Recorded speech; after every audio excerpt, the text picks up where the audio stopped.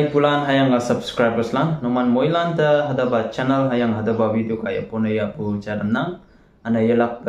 namai salamu charam nang tani hadaba video me mani 27 April ni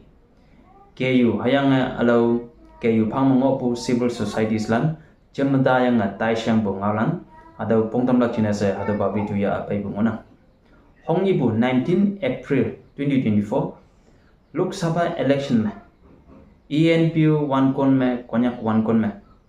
teman sudah ica wan pancana yang vote au hiyo ta hana se ibu kie ada bani ai hibak yong sapesa bu bai jahaja ngau chai bu bai lena tam yang gi meni 27 April 2024 ni KU ayang KU phang ngopu civil society organizations lang 11 KU units hayang montan mongopu 11 wards lan eman chemda yang ngau song cha te mongona ada bang ngau song I haulak china se tawatani bu video ya pe mongona ta kai chai bulan no mano mai ye kandinga chalak china se awang na hatu charana emana tambu ngau songa ngangoi ngona adu teman moilan na chai da ya number cha me I bua ENPU teman ENPU FNT chang ma hangke yong ma bai sao teman moila ne ENPU ngawlan chaya hayang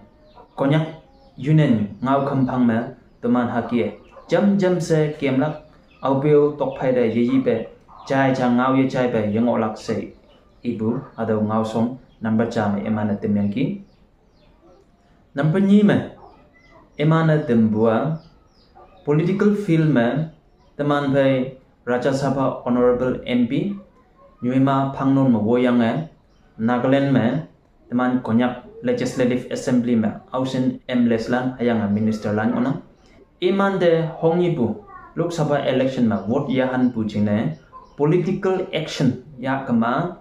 iman tok phai में konyak teman moilan yonglak hayang iman yalak chine se hoklak se ibu adau temyang ki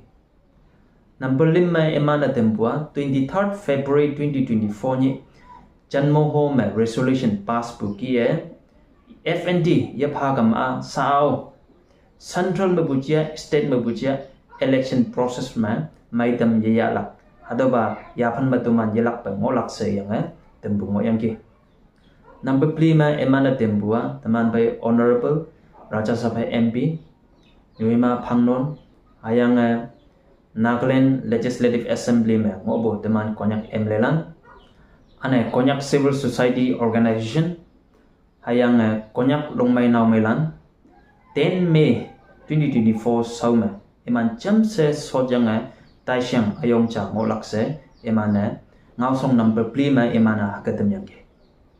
akim na number 5 ma emana tembua ENPU noktan sai chine per house rupees 100 pong sailak ayang hadawa 20 May 2024